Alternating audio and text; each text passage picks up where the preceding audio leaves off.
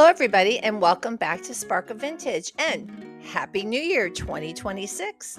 I thought we might take just a couple of minutes and do a little retrospective, a little bit of looking back on what we had the opportunity to accomplish, the places we got to attend, and the people we got to meet in 2025. So, we just want to thank you again for all of your support this past year, and we look forward to a new and exciting year together in 2026. Okay, let's get started.